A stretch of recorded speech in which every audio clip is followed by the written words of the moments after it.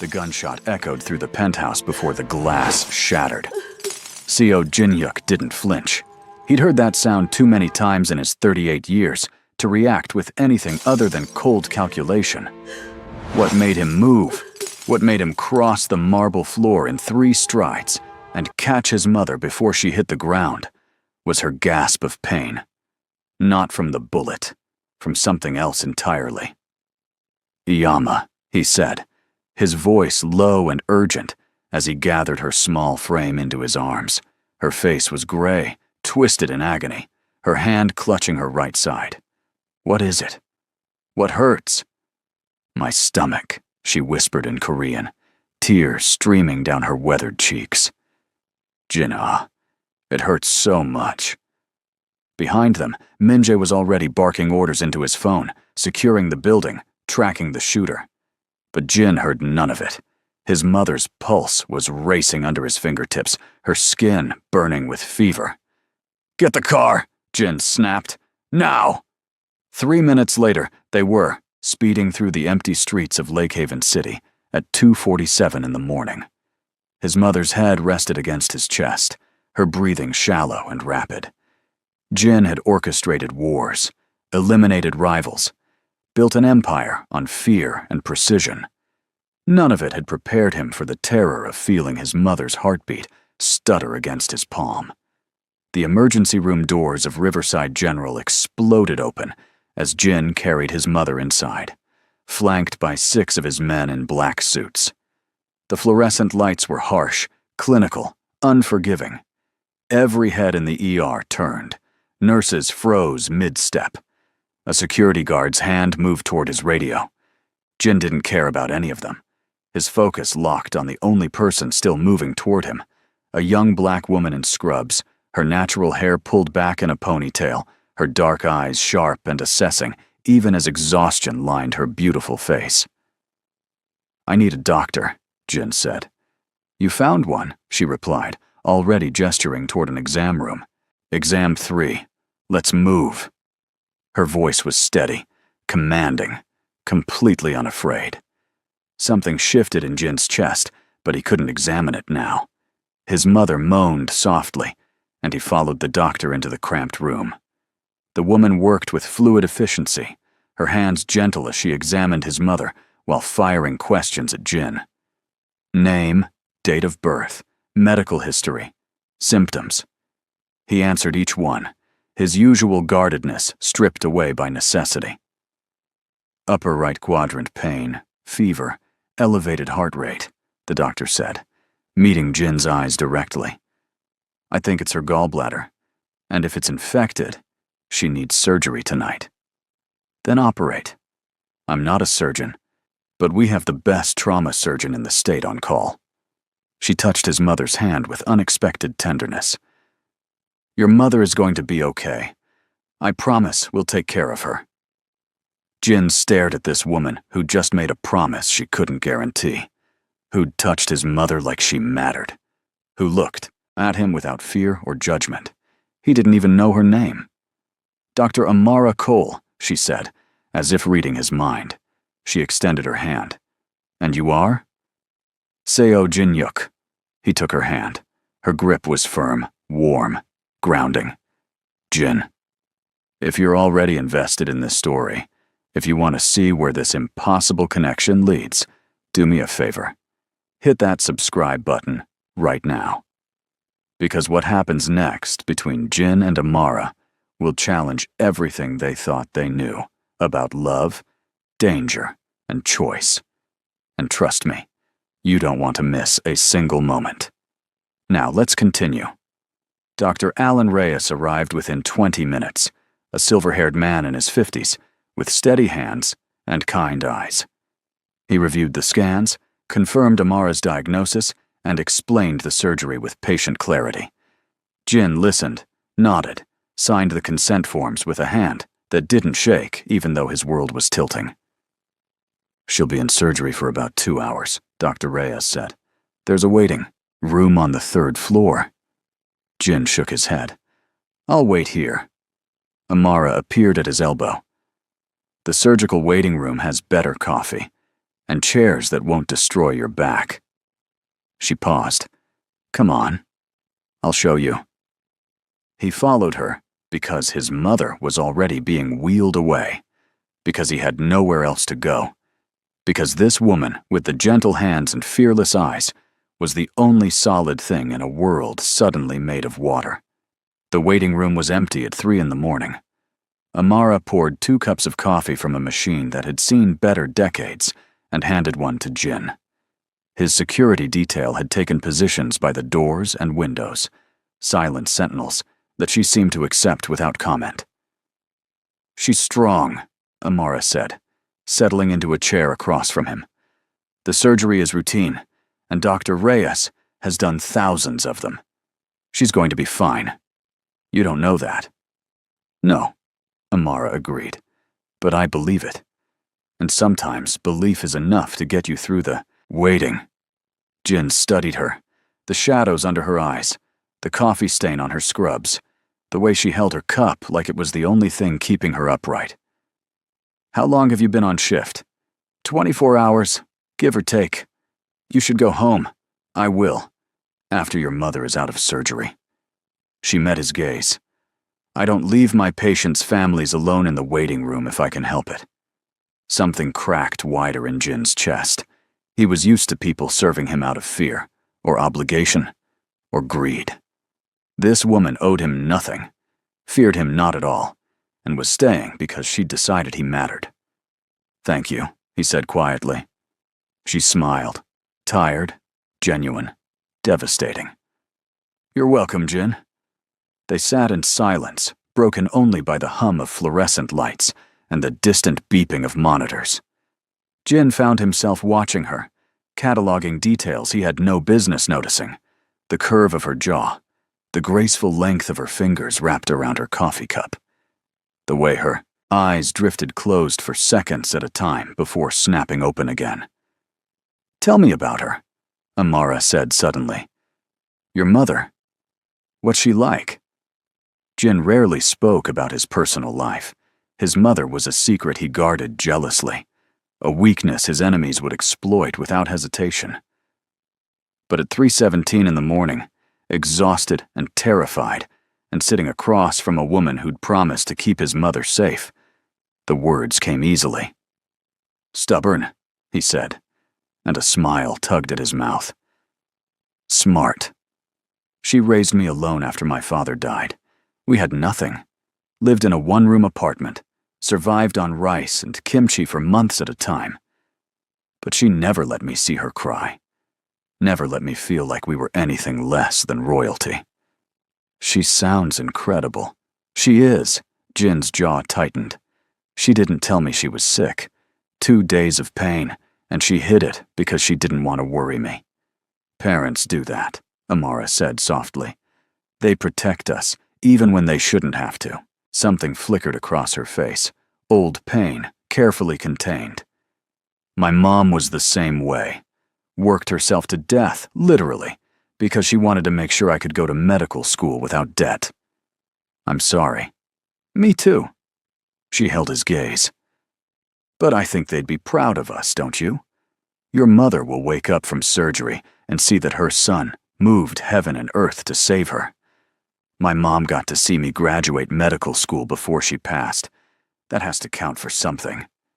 Jin realized with startling clarity that he was having a real conversation. Not a negotiation, not a power play, not a careful dance of dominance and submission. Just 2 people, stripped bare by exhaustion and fear and the strange intimacy of hospital waiting rooms at dawn. You became a doctor for her, he said. I became a doctor for me, but I stayed a doctor for her. Amara's smile was sad and beautiful. Every patient I save is a promise kept. Does that make sense? Yes. Before she could respond, Dr. Reyes appeared in the doorway, still in surgical scrubs, his mask pulled down around his neck. Jin was on his feet instantly, his heart hammering. The surgery went perfectly, Dr. Reyes said, and Jin felt his knees go weak with relief. We removed the gallbladder and cleared the infection. She'll need to stay for a few days for observation and IV antibiotics, but she's going to make a full recovery. Jin didn't trust his voice. He just nodded, his hand gripping the back of the chair hard enough to hurt. Amara stood beside him, her hand finding his arm. The touch was brief, professional, and it steadied him more than anything else could have. "Can I see her?" Jin managed. "She's in recovery now. Give us about 30 minutes to get her settled in a room, then you can sit with her." Dr. Reyes smiled. "She's asking for you already." After the surgeon left, Jin turned to Amara. She was gathering her things, preparing to leave. The sun was starting to rise beyond the windows, painting the sky in shades of pink and gold. "Dr. Cole," he said, and she paused. "Thank you. For everything." She looked at him with those dark, perceptive eyes, and he wondered what she saw. A criminal? A devoted son? A man standing at a crossroads he couldn't yet recognize? "Take care of her, Jin," Amara said, "and maybe get some sleep yourself. Will you check on her? During your rounds? She's not technically my patient anymore, but..." Amara's smile was soft. "Yes, I'll check on her." Jin watched her walk away, her scrubs rumpled and coffee-stained, her posture straight, despite the exhaustion that must be screaming through her bones. He didn't know it yet, but his life had just divided into before and after this moment. Before Amara Cole. After Amara Cole. Everything was about to change. Madame Seo's private room on the 4th floor was larger than standard, secured by Jin's men, and filled with flowers by the second day. His mother was pale but alert, her sharp mind undimmed by surgery and pain medication. "That doctor," she said in Korean, watching Jin arrange the orchids he'd brought. "The young black woman. She came to check on me 3 times yesterday." "Dr. Cole," Jin replied, keeping his voice neutral. "She has kind hands. And she looks at you." Jin's fingers stilled on the vase. "Iyama, don't." "Don't what?" "Notice that my son stares at the door every time footsteps pass. That he's been sleeping in that terrible chair for 2 nights instead of going home." His mother's eyes glinted with amusement. "I may be old, Jinna, but I'm not blind." Before Jin could respond, there was a soft knock. Amara entered, her tablet in hand, looking fresher than she had 2 nights ago, but still carrying shadows under her eyes that spoke of endless shifts. "Good morning, Mrs. Seo," she said with a warm smile. "How are you feeling today?" "Better, thanks to you and Dr. Reyes." His mother switched to accented English. "My son tells me you sat with him during surgery. That was very kind." "It was my pleasure." Amara checked the monitors, made notes on her tablet. "Your vitals look excellent. If you continue improving like this, we might be able to discharge you in another day or 2. "So soon?" But Jin just got the room decorated nicely. Amara laughed, a genuine delighted sound that made Jin's chest tighten. "The orchids are beautiful, but I think you'll be more comfortable recovering at home. Only if you promise to visit." His mother reached for Amara's hand. "I want to cook for you, to thank you properly." Jin saw the refusal forming on Amara's lips. She was professional, boundaried, smart enough to recognize the danger in getting too close to a family like his. But his mother had a way of seeing through people's defenses, and apparently Amara wasn't immune. "I'd like that," Amara said softly. "Once you're fully recovered, of course." After she left, his mother turned to Jin with satisfaction. "I like her." "I know. You like her too." Jin didn't answer. He didn't need to. The days blurred together in a rhythm that felt almost normal. Madame Seo grew stronger. Jin brought her Korean food from her favorite restaurant, read her the newspaper, helped her walk the halls when the nurses said she needed to move. And every day, sometimes twice a day, Amara appeared. She was never on duty. Madame Seo wasn't her patient. But she came anyway. At first, Jin told himself she was just being thorough. Then he noticed the way she lingered, the way she and his mother talked about everything from Korean dramas to American politics to the best way to make kimchi. On the fourth day, Jin found them laughing together over something on his mother's phone. "What's so funny?" he asked. "Your baby pictures," Amara said, grinning.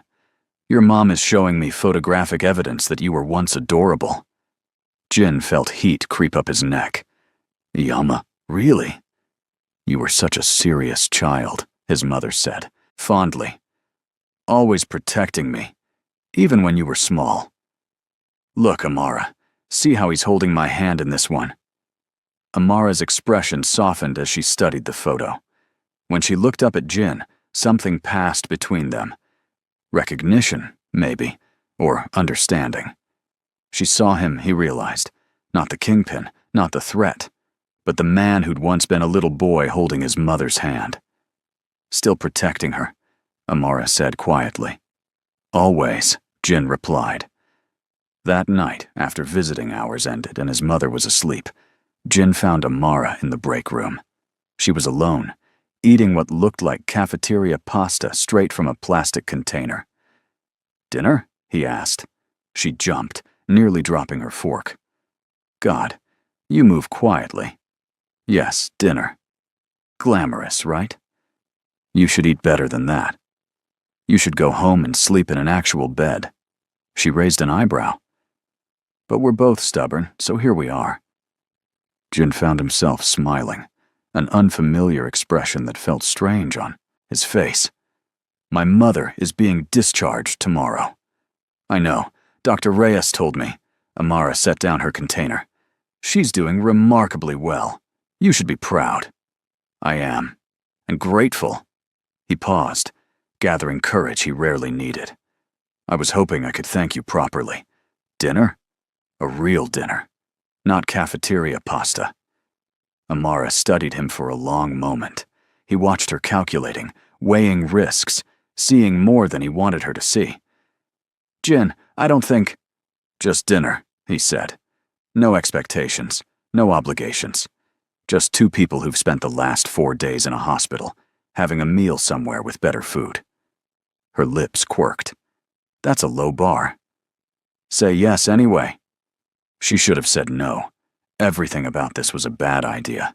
The power imbalance, the danger he represented, the fact that she barely knew him. But exhaustion made people vulnerable, and there was something in his dark eyes that bypassed every rational objection. "One dinner," Amara said. "Somewhere, quiet. I know just the place." Are you feeling this connection yet? Because what happens next is going to complicate everything Jin and Amara thought they knew about boundaries and desire, and the lines we cross for the people who matter.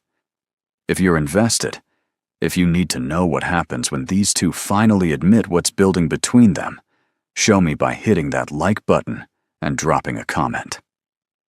Tell me, would you risk everything for a love like this? Now let's see what happens next. The restaurant Jin chose was a small Korean place in a neighborhood Amara had never visited, tucked between a laundromat and a bookstore. It was nearly empty at 9:30 on a Tuesday night.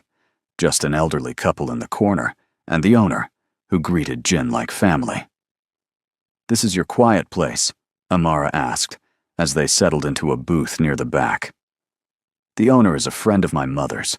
The food is excellent, and no one bothers me here." Jin ordered in rapid Korean, then translated. "I got us the samgyeopsal and banchan. Is that okay?" "I trust you." The words came out more loaded than she'd intended. Jin noticed. He noticed everything. "Do you trust me?" "I'm sitting here, aren't I?" "That's not an answer." Amara considered him. This man who'd carried his mother through an ER with such devastating gentleness, who'd slept in an uncomfortable chair for 4 nights, who looked at her like she was something precious and dangerous all at once. "I don't know you well enough to trust you," she said honestly, "but I trust what I've seen. You love your mother. You keep your word. You treat people with respect, even when you don't have to. She paused. That counts for something. What if I told you that you've only seen one part of me? Then I'd say everyone has parts they hide. The question is why you're warning me. She held his gaze. Who are you, Jin? Really? For a moment, she thought he might tell her. But then the food arrived, and the moment passed. They ate and talked about safer things, his mother's recovery plan, Amara's exhausting shift schedule, the best Korean dramas, which his mother had apparently been trying to convert Amara to. He was easy to talk to when he let his guard down. Funny, thoughtful, surprisingly well-read. You don't seem like someone who reads poetry, Amara said after he quoted Yoon Dongju. I'm full of surprises. Clearly. She studied him over her tea. So what do you do, Jin, when you're not haunting hospital waiting rooms? Import and export, he said smoothly. Logistics, mostly. It's boring. It was a lie. She could see it in the way his shoulders tensed, the way his eyes went carefully blank. But she didn't push. Not yet. And you? Jin asked. What does Dr. Amara Cole do when she's not saving lives? Sleep, mostly. And try to pay off medical school loans that could finance a small country. She smiled ruefully. I know, very exciting. You must have friends. Family? A few friends from med school, but we're all too busy to see each other much. As for family, she stirred her tea. It's just me now. My mom passed when I was in residency. No siblings, no dad in the picture. You're alone. I'm independent, she corrected. There's a difference. But Jin heard what she didn't say. He understood loneliness, the kind that came from building walls so high that no one could climb them. He'd perfected that art. My mother would like to meet you, he said. Properly, I mean. Once she's settled at home. Jin, just as a friend.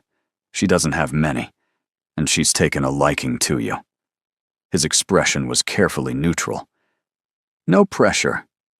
Amara should have declined, should have recognized this for what it was, a door opening into a world she didn't belong in. But the truth was, she'd liked Madame Seo too, and maybe, just maybe, she was tired of being alone. Okay, she said. I'd like that. Something shifted in Jin's face. Relief, pleasure, something that looked almost like hope.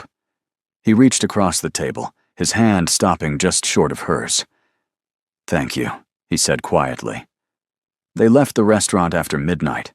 Jin's car was waiting, a sleek black sedan with tinted windows, and a driver who appeared from nowhere. Amara felt the first real flutter of unease. I can call a rideshare, she said. Let me take you home. It's late.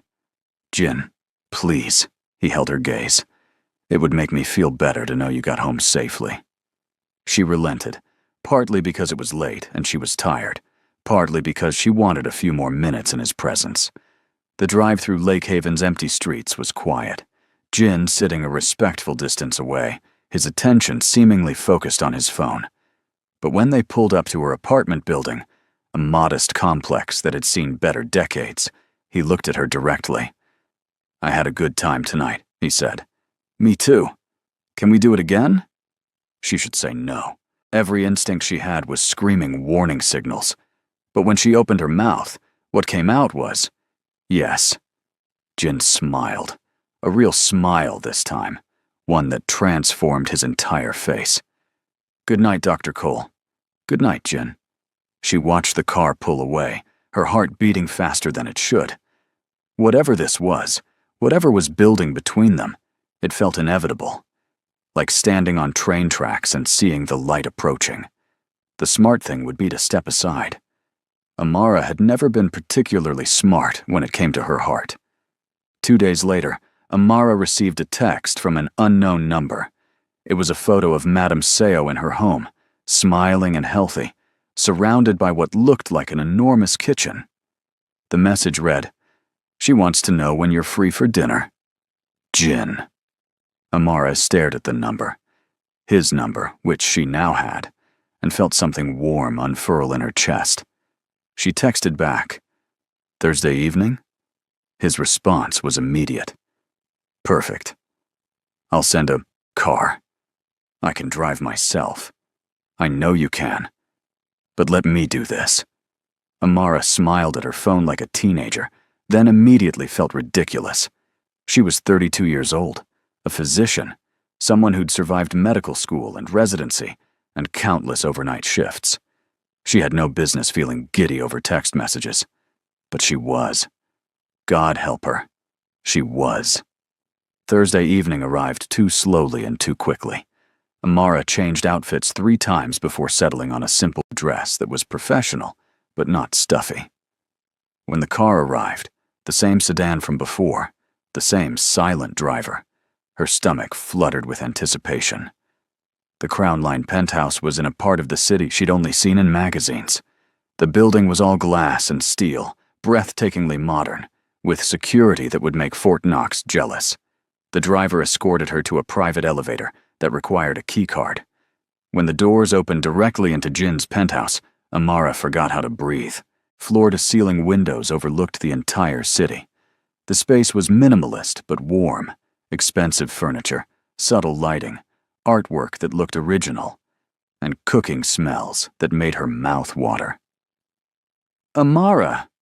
Madame Seo appeared from what must be the kitchen, wearing an apron and a huge smile. "Welcome. Welcome. Come, sit. I'm almost finished."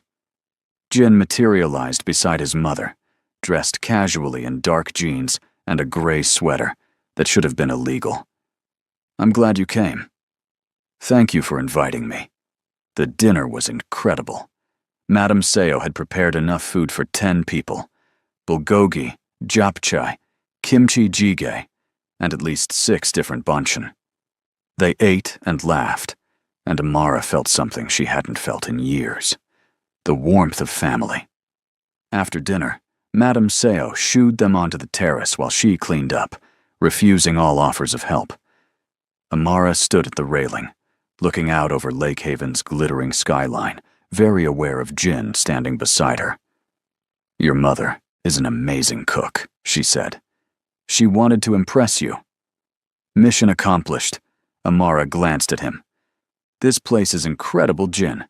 Import-export must be very lucrative." His jaw tightened slightly. "Amara, you don't have to tell me." She turned to face him fully. "Whatever you do, whatever your business is, you don't owe me explanations. We barely know each other. But you want to know. Of course I do. But I also recognize that you'll tell me when you're ready. Or you won't. And this, whatever this is, will stay surface level." She held his gaze. "I just need to know which it is, because I don't do surface level well. I'm either all in or I'm out." Jin stared at her for a long moment. Then, slowly, he reached for her hand. His palm was warm, his grip gentle but firm. "I run a network," he said quietly. "Import-export is part of it, but not all of it. Some of what I do is legal. Much of it isn't. I have enemies, Amara. Dangerous people who would hurt anyone, close to me without hesitation." Her heart hammered against her ribs. "Are you telling me this to scare me away?" "I'm telling you this because you deserve honesty." His thumb traced circles on her wrist. "I'm telling you this because I like you, and that terrifies me more than any enemy I've ever faced." Amara should have pulled away, should have thanked him for his honesty, and left, and never looked back. Instead, she stepped closer. "I like you too," she whispered. "Even though I probably shouldn't. Definitely shouldn't." But Jin was smiling slightly, his free hand coming up to cup her cheek. "You should run, Dr. Cole." "I've never been good at running." "Then we're both fools." He kissed her. Soft at first, testing, giving her every opportunity to change her mind. But Amara leaned into it, her hands fisting in his sweater, and the kiss deepened. It was careful and intense all at once, the kiss of 2 people who knew this was a terrible idea and couldn't bring themselves, to care. When they finally broke apart, both breathing hard, Jin rested his forehead against hers. "I can't promise you safety," he said. "I'm not asking for promises, just honesty. No disappearing, no lying about where you are or what you're doing. If this is going to happen, we do it with eyes open." "Eyes open," he agreed. "And if it ever becomes too much, if you want out, I let you go. No questions, no consequences." It was a reasonable boundary, a smart one. But even as she nodded, Amara suspected they were both already too far gone for clean exits. We're at a turning point, and if you've made it this far, you're as invested as I am in seeing where this goes. But here's where things get really complicated, where the walls Jin has built start to crack, and the danger becomes real. Make sure you're subscribed so you don't miss what happens when their carefully negotiated boundaries get tested. Hit that notification bell because the next few minutes are going to change everything. Let's continue. The next 3 weeks were stolen moments and secret dates, late-night dinners after Amara's shifts, quiet walks through parks where Jin's security detail maintained invisible perimeters, sunrise meetings on the hospital roof where they'd sit and watch the city wake up while nursing terrible coffee. They learned each other slowly. She discovered he read philosophy and poetry, that he played piano beautifully, that he visited his mother every single day without fail. He learned that she stress-baked at 3 in the morning, that she sang off-key to 90s R&B, that she'd wanted to be a veterinarian until she realized human medicine needed her more. "Tell me about medical school," Jin said one night as they sat on his terrace, the city spread below them like a blanket of lights. "It was hell," Amara said honestly. 4 years of constant studying, constant stress, constant self-doubt. I was one of 3 black women in my class, and I felt like I had to be perfect just to be considered competent." "Were you perfect?" "No. I was human. I made mistakes, failed tests, broke down crying in bathroom stalls more times than I can count." She smiled slightly. "But I survived, and I learned that being a good doctor isn't about perfection. It's about showing up, doing your best, and caring about the people you're trying to help." "You're an excellent doctor," Jin said quietly. "My mother is alive because of you." "She's alive because of Dr. Reyes. I just made the diagnosis." "You did more than that." He reached for her hand, lacing their fingers together. "You sat with me when you didn't have to. You kept checking on her, even though she wasn't your patient. You made my mother laugh during the worst week of my life." His eyes met hers. "You gave me hope, Amara. That's not nothing." She felt tears prick her eyes. "Jin, I need you to know that before—" He stopped, his jaw tightening. "Before things get complicated." Things are already complicated. They're about to get more so. He pulled out his phone, showed her a series of text messages in Korean. "I have to leave town for a few days. Business I can't postpone." Amara felt ice slide through her veins. "What kind of business?" "The kind I don't want you involved in." He cupped her face with both hands. "I'll be back in 4 days. 5 at most. Minjae will make sure you're safe while I'm gone." "I don't need protection." "Yes, you do." His voice was firm. "Because people know we've been spending time together, which means they know you matter to me, and anyone who matters to me is a target." The reality of his world crashed over her. This wasn't romance novel danger. This was real. Men with guns, enemies who wouldn't hesitate to use her as leverage, a life where death was always one betrayal away. "Maybe this is a mistake," she whispered. "Probably." Jin's thumb traced her jaw. "But I'm a selfish man, Amara. I should let you go, but I can't bring myself to do it." "Then don't." She kissed him, hard and desperate. "Just come back to me. Always." But even as he said it, even as he held her close and promised safety he couldn't guarantee, they both felt the fragility of the moment. like glass about to shatter. Jin left the next morning. Amara threw herself into work, trying not to check her phone every 5 minutes. He texted when he could, brief messages that revealed nothing but reassured her he was alive. Day 2. Miss you. Day 3. Negotiations taking longer than expected. Day 4. Almost done. How was your shift? She texted back about her patients, hospital gossip, the terrible bagels in the cafeteria. Normal things, mundane things, tethers to a life that felt increasingly unreal. On the 5th day, the text stopped. Amara told herself it was fine. He was busy, that was all. Business that required his full attention. But by evening, when she still hadn't heard from him, fear had sunk its claws into her chest. She called. It went straight to voicemail. She texted. No response. At midnight, someone knocked on her apartment door. Amara looked through the peephole and saw Minjae, Jin's enforcer, a man she'd seen but never spoken to directly. Her hand shook as she opened the door. Is he alive? Minjae said quickly.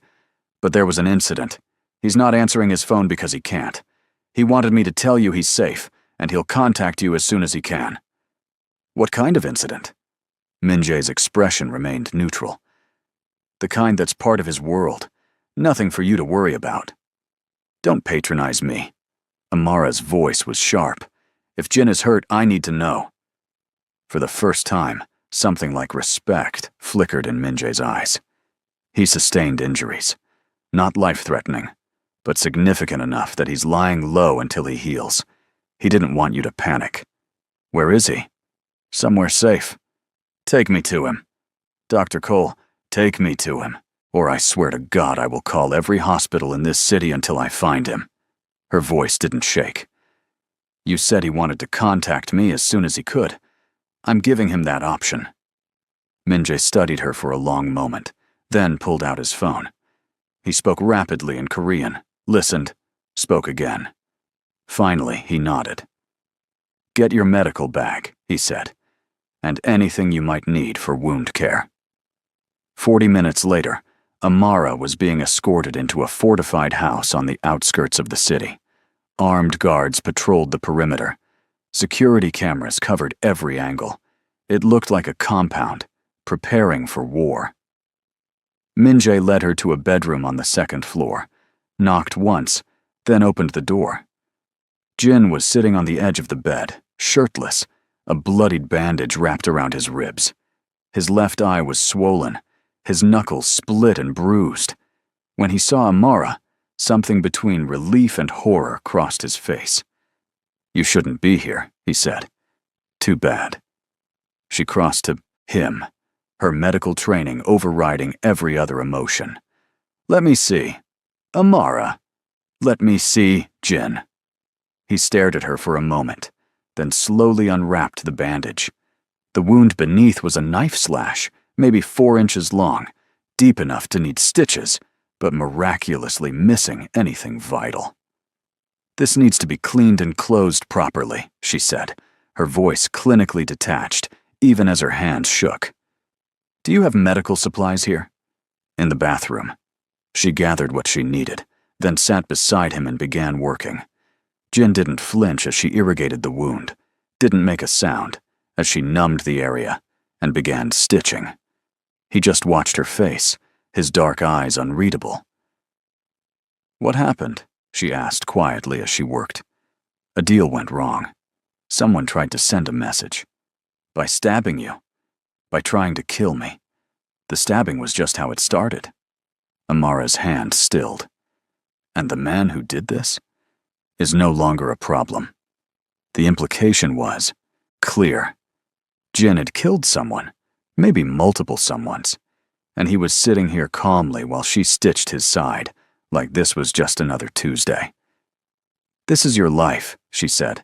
Violence and blood and people trying to kill you. Yes. And you thought bringing me into it was a good idea? Jin caught her wrist gently, stopping her work. No. I think bringing you into it is the most selfish thing I've ever done. But I'm doing it anyway, because I can't stay away from you. She met his eyes, those dark, dangerous, desperate eyes, and felt her resolve crumble. "I should leave," she whispered. "Yes, you should. I should walk out that door and never see you again." "Absolutely. But I'm not going to." She cupped his face with her free hand. "Because I'm apparently just as selfish as you are." Jin kissed her then, careful of his injuries, his good hand tangling in her hair. The kiss tasted like salt and copper, and something that might have been goodbye. When they broke, apart, Amara rested her forehead against his. "Promise me something," she said. "Anything. Promise me you'll fight to stay alive. Not just for me, not just for your mother, but for yourself. Because this world needs you in it, Jin. I need you in it." His arms came around her, careful and achingly gentle. "I promise." She finished stitching his wound in silence, bandaged it properly, made him take antibiotics and pain medication. Then she made him lie down, and she curled up beside him in that fortified bedroom with armed guards outside the door. "Stay," Jin murmured, already half asleep from pain and exhaustion. "I'm not going anywhere," Amara promised, but even as she said it, she wondered how long that could be true, how long before his world swallowed them both whole. 6 weeks passed, 6 weeks of careful normalcy where Jin and Amara pretended this could work. He attended family dinners at his mother's request. She taught him to cook soul food. They watched movies, argued about books, made love in his enormous bed overlooking the city. They almost believed it. Then reality came crashing back. Amara was leaving the hospital after a late shift when a black SUV pulled up beside her. Different from Jin's usual car. Wrong plates. Her instinct screamed danger. She turned to run, but 2 men were already there, grabbing her arms, forcing her toward the vehicle. She screamed, fought, kicked one of them hard enough to break something. Then a cloth covered her mouth, chemical sweet, and the world went dark. She woke in a warehouse, zip-tied to a chair, her head pounding. 3 men stood around her, one of them holding a phone, filming. "Dr. Cole," the one with the phone said in accented English, "you're going to help us send a message to Seo Jin-hyuk." Her blood went ice cold. "I don't know who that is." "Please don't insult our intelligence." He stepped closer. "We know you're his woman, which makes you leverage." "He won't negotiate for me. We're not that serious." "Then I guess we'll find out how much you're worth." The man raised his gun. Before Amara could scream, the warehouse doors exploded inward.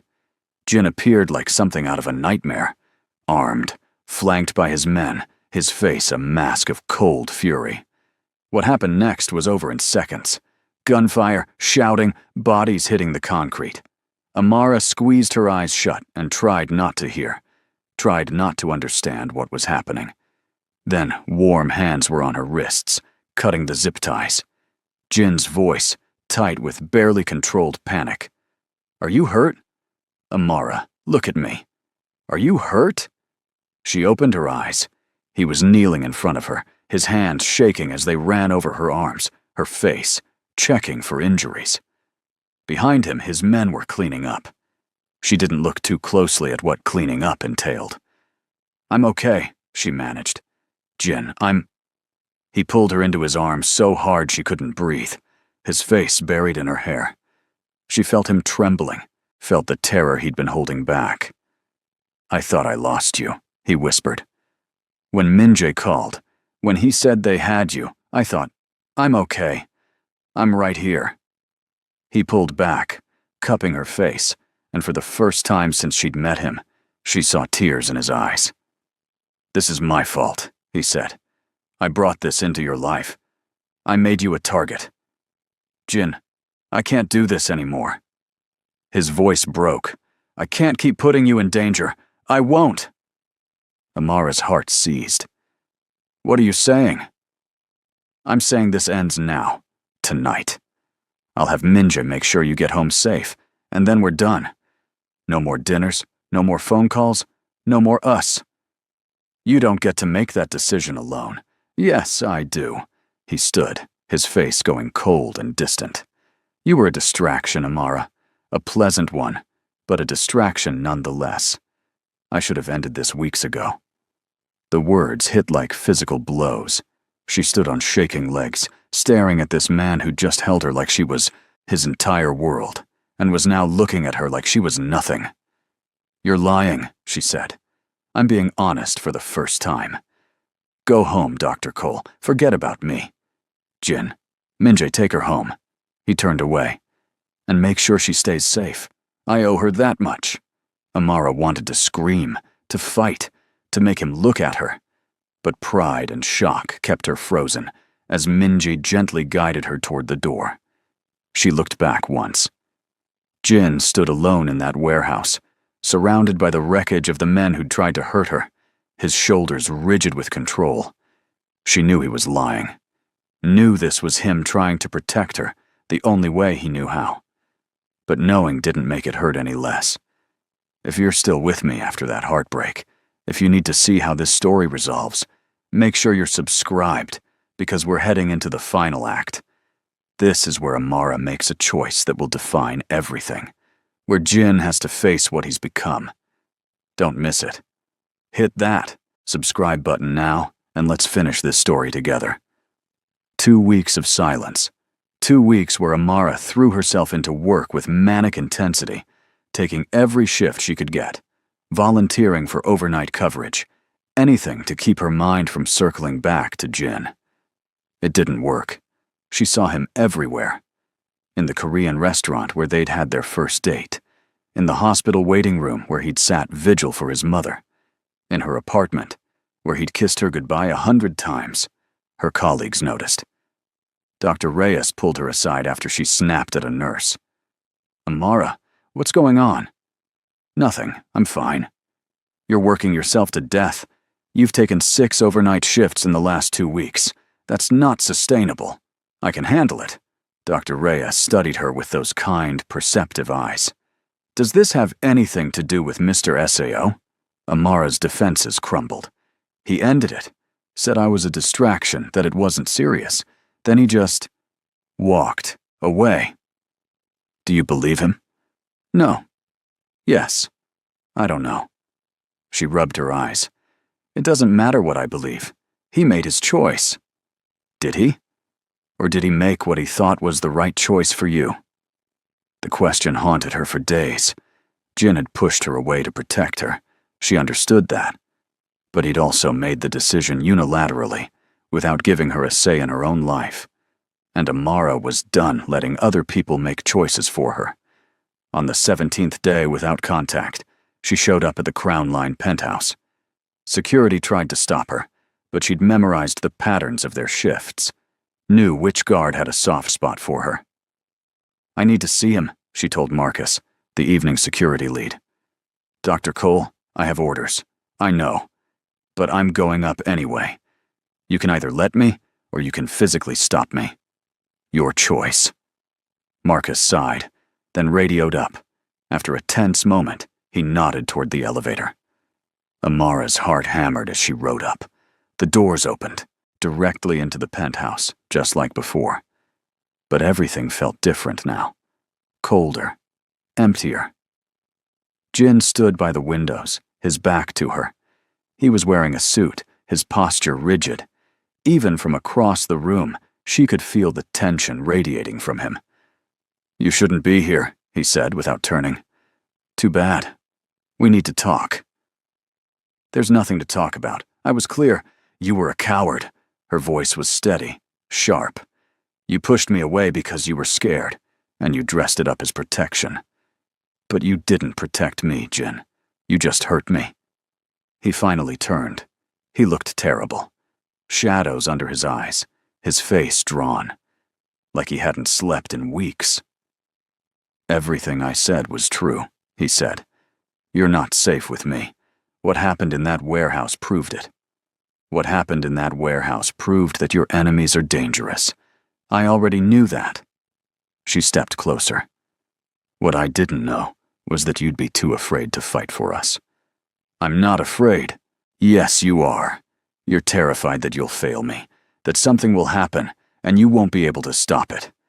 So you're ending things now, before you have to face that possibility. She stopped directly in front of him. But that's not your choice to make. I'm an adult, Jin. I get to decide what risks I'm willing to take. And you're willing to risk dying? His voice was raw. Because that's what being with me means. Eventually, my enemies will try to use you against me. They'll hurt you, or worse. And there's nothing I can do to guarantee your safety. You're right. You can't guarantee my safety. But you know what? I could die in a car accident tomorrow. I could get cancer. I could collapse in the ER from exhaustion. She reached for his hand. Life doesn't come with guarantees, Jin. All we have is the choice to live it fully, or hide from it. Amara, I choose you, she said firmly. Even with all the danger, all the uncertainty, all the darkness in your world, I choose you. The question is, are you brave enough to choose me back? Jin stared at her, his dark eyes swimming with emotions he couldn't name. Then, slowly, he pulled her into his arms and buried his face in her hair. I've been miserable without you, he whispered. Every day has been torture. I kept thinking I saw you everywhere. I couldn't sleep, couldn't focus. My mother threatened to disown me for being an idiot. Despite everything, Amara laughed. She would. I don't deserve you. Probably not. But you have me anyway. She pulled back to look at him. But we need new rules, Jin. No more unilateral decisions. No more pushing me away to protect me. We face things together, or not at all. Together, he agreed. Even when it scares me. Especially when it scares you. He kissed her then, desperate and relieved and full of promises neither of them could keep, but would try to anyway. When they finally broke apart, Jin rested his forehead against hers. I love you, he said. I've been too afraid to say it, but I do. I love you, Amara Cole. Tears spilled down her cheeks. I love you too. Even though you're infuriating and overprotective and kind of an idiot sometimes. Kind of? Definitely. They stood there, holding each other, the city lights glittering beyond the windows. It wasn't perfect. It wasn't safe. But it was theirs. And that was enough. 6 months passed. 6 months of learning to build a life together. Messy, complicated, real. Amara still worked at Riverside General, still saved lives, and survived brutal shifts. But she came home to the Crown Line penthouse now, to Jin and his mother, and a life she'd never imagined. Jin restructured his business, slowly moving away from the most dangerous operations. It wasn't redemption. He'd never pretend to be something he wasn't. But it was change. Progress. There were still threats, still violence that erupted without warning. But they faced it together, with honesty and trust and a partnership built on choice rather than obligation. One evening, Amara found Jin on the terrace, staring out at the city. She wrapped her arms around him from behind, resting her cheek against his back. What are you thinking about? She asked. Everything. Nothing. He turned in her arms. How impossibly lucky I am. We both are. My mother wants to know when we're getting married. Amara's heart skipped. What did you tell her? That I'm waiting for the right moment. He cupped her face. But the truth is, there's no right moment. There's just us, choosing each other every day. So I'll ask you now, imperfectly, without a ring or a grand gesture. Marry me, Amara. Build this complicated, dangerous, beautiful life with me. She should have hesitated. Should have thought about all the reasons this was still a terrible idea. Instead, she kissed him and whispered against his lips. Yes. 1,000 times, yes. They stood there as the sun set over Lake Haven City. Two people who'd found each other in a hospital ER at 3 in the morning and refused to let go. The future was uncertain. Danger still lurked in shadows. But they had each other, and that was more than enough. Because love wasn't about safety. It was about choosing someone again and again, even when the world said you shouldn't. And Amara and Jin chose each other, every single day. Madame Seo hosted the wedding 6 months later in the penthouse. Intimate, beautiful, perfect. Amara wore a dress that made Jin's breath catch, and he wore a suit that made her forget her own name. Dr. Reyes walked her down the aisle. Minjae stood as Jin's best man, surprising everyone by tearing up during the vows. They promised each other honesty, partnership, and love that didn't deny danger, but refused to be ruled by it. When Jin kissed his bride, the city lights sparkled beyond the windows, and for one perfect moment, everything was exactly as it should be. The epilogue of their story wasn't written yet. There would be challenges ahead, moments of fear and doubt and struggle. But they would face them together. Two people who'd learned that love wasn't about perfect circumstances. It was about imperfect people choosing each other anyway. And that choice, that simple, complicated, beautiful choice, was everything. So here we are at the end of this journey. And if you made it this far, if you felt every moment of Jin and Amara's story, then you know this wasn't just about romance. It was about courage, about choosing love when logic says to run, about finding someone worth the risk. If this story touched you, if it made you believe in impossible connections, show me by hitting that subscribe button right now. Share this with someone who needs to hear it, someone who's been afraid to take a chance on love. And drop a comment telling me, what would you risk for the person you love? Because your story matters too. Thank you for being here, for feeling this with me. Until next time, choose love, choose courage, choose each other.